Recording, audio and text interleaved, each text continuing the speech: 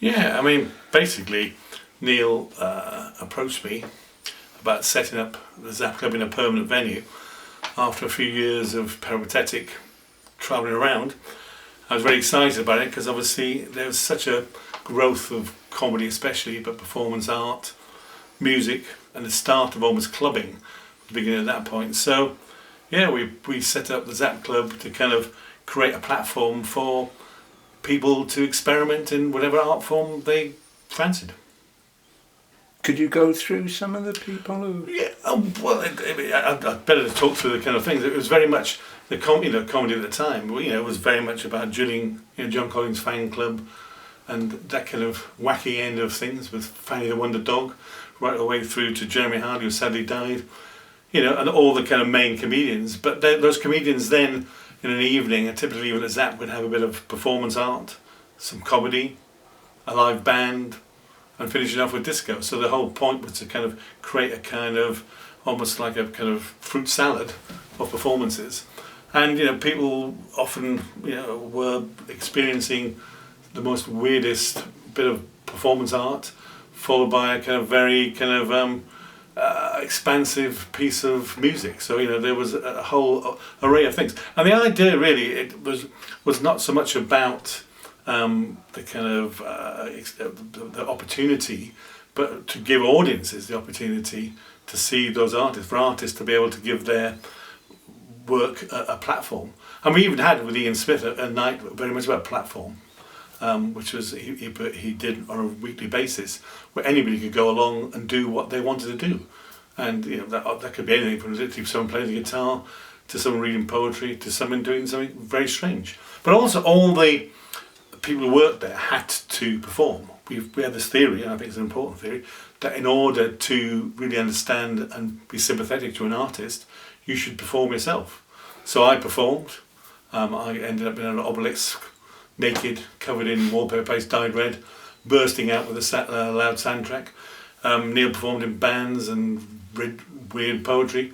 Our cleaner, Roy Bayfield, was a performance artist.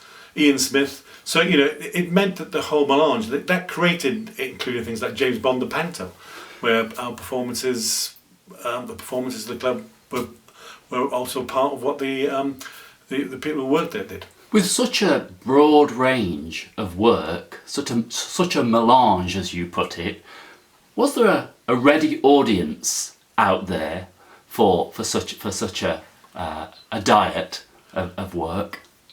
I think there wasn't such a ready audience. I think it was a time when people were ready for something else. There was definitely a kind of cohort of people who'd come from the kind of 50s and 60s who wanted something different and were ready for something different, hence their alternative comedy. I mean, before that, comedy was very much, really sexist, run-of-the-mill kind of stuff. So when alternative comedy came around, people liked it. And, at that point, you couldn't go out and dance at night. I don't know if people are old, the audience are old enough to realise, you had to go to somewhere that served food, normally terrible food. They had to have a square to dance to. So if you wanted a drink after 11 o'clock, it was a very strange place. So somewhere where you could see performances and end up even clubbing and listening to music that was different, and everything else was very, very ready, and therefore there wasn't necessarily a cohort of people out there, but there was a willingness for people to do something different. And where was it exactly, the Zap? Well, Zap was on the seafront, and we went there partly because there were these lovely artists, and partly we wanted to stay away from the kind of West Street and the kind of traditional, lads going out on a Saturday night fighting and heavily drinking. We wanted to be a very strict door policy, not in terms of elitism, but to keep away people who were primarily going out to pick people up and fight. We wanted an audience that was open to gays, to women, to anybody to feel safe. You mentioned Ian Smith. Ian Smith came out of Brighton Polytechnic from the Expressive Arts course, I think he did. But there were other people involved in the Zap Club who'd come out of the art college. Could you talk a little bit about that relationship? I mean, the art college at that time was fantastic. Names for the moment, but there was a fantastic attitude to performance and the desire for those students to get out and do something about it. So Ian Smith was, was in some ways one of the best of that lot. A fantastic artist, musician, and he epitomised really that kind of idea that it wasn't just to just do it in your college course. You had to get out there and perform, and want to perform and express yourself. And a whole series of different people. Liz Agus was one of the people at the time, and the Wild Wigglers came out of that bit with Ian Smith, Neil, and everything else, which is one of the best bits of dance I think I've ever seen, where people just bounced and wore very loud stripy costumes with pointed hats. There's a picture of that would be fantastic. And it created a kind of an opportunity not only for those artists to perform there, but to suggest ideas. So then we commissioned and things came backwards and forwards. And well, there was never an official relationship between the University of Brighton or College of Art, it was in those days. There was a strong underpinning that the students and the ZAP were almost entwined, almost at the same time as the ZAP was with the ICA. There was a kind of joint membership almost, unofficially, of the whole thing. How was it organised then? You talk about it almost like it was a collective. Was it collective decision? No, it wasn't like it was a business. Because obviously that was there was the days before co-ops and everything else came about. But I'd done a very successful business in the gift trade, and I sold that. And Neil was teaching, so we combined our limited finances from that, and did up the ZAP, which was tight to say the least. We really were dripping by in the ears. We'd never run a venue, we'd never run a kind of business in that way before.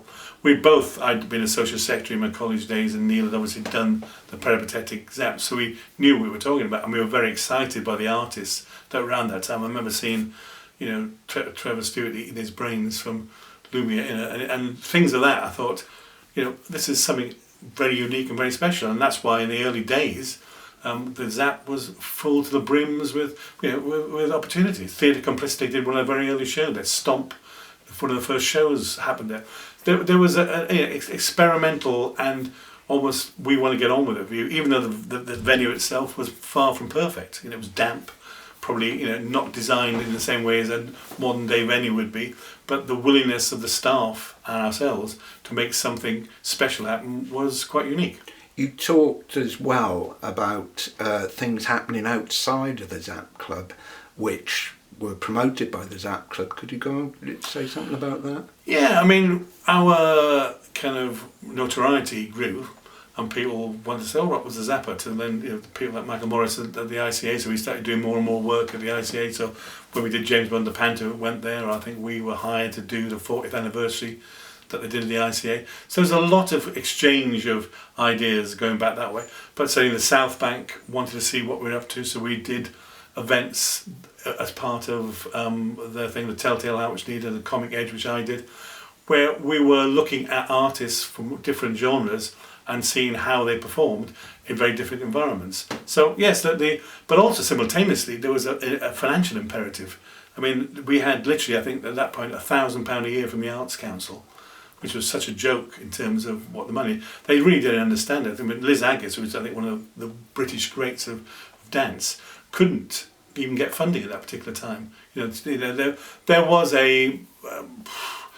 the Arts Council were not as supportive as they could have been in the early days of the ZAP, mainly because they were trapped in a kind of traditional view of what performance was. And I think some people still have that view about live art. We wanted live art to be in a mixed environment, not in a gallery, and that didn't always agree with what some people thought.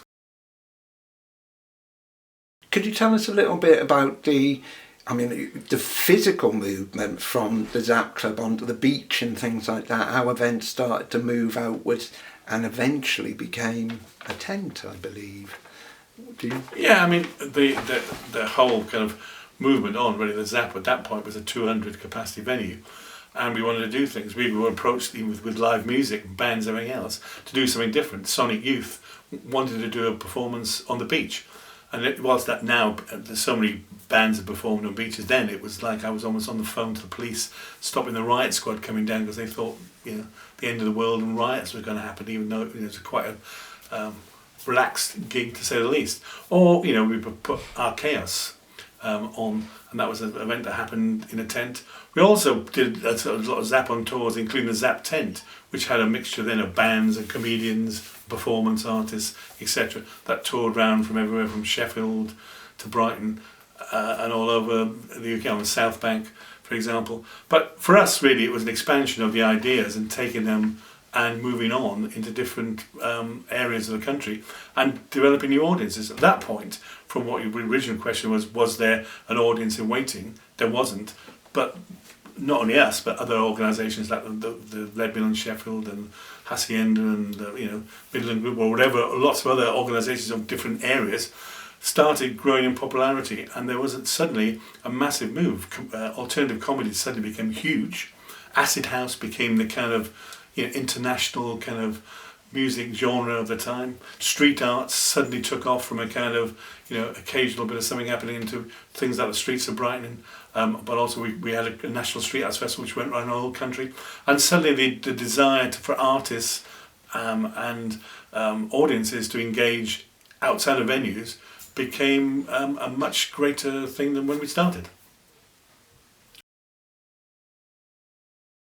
I just wanted to ask you a question about press responses. We were talking a little bit before shooting this film about what kind of reviewers you would like to rock up at your events and report. And you said you quite like Sun reporters to turn up. Yeah. I mean, I would always believe that culture should be for the masses. It doesn't mean that someone can perform for a small audience or a big audience, but culture should be available for the masses. And whilst I remember again having a conversation with Michael Morris about this, about whether it's great to have a Sunday Times or a Guardian review, I was very keen to get it on the national news or the Sun or the Mirror or even the Mail, where audiences that would never think of culture as anything really to do with them could be engaged with it. To a certain extent, alternative comedy did that, which is great, and obviously Acid House, or then became house music, certainly did. But to any artist really who wanted to perform in that way, and that's why my interest grew into the kind of outdoor arts, street arts area, where you could do large, huge events, generic vapeur, rolling barrels of fire down the street, Archaeus, juggling with chainsaws. A multitude of Trans Express with human mobiles of bands being lifted in the air. Suddenly you could have artists who saw their opportunity on a much bigger scale, and that bigger scale meant more popularity. That popularity meant bigger press coverage. The press coverage though was always very different. When we got a lottery grant, for instance, we were drug den gets lottery cash. We were slammed, questions nearly in Parliament and everything else, because there was a suspicion, and there always was a suspicion, I think, from mainstream things like the Arts Council as to what the ZAP was. We were slightly dodgy. Why were we doing And again, we wanted to be, not dodgy is the wrong word, we wanted to create people to think and to question.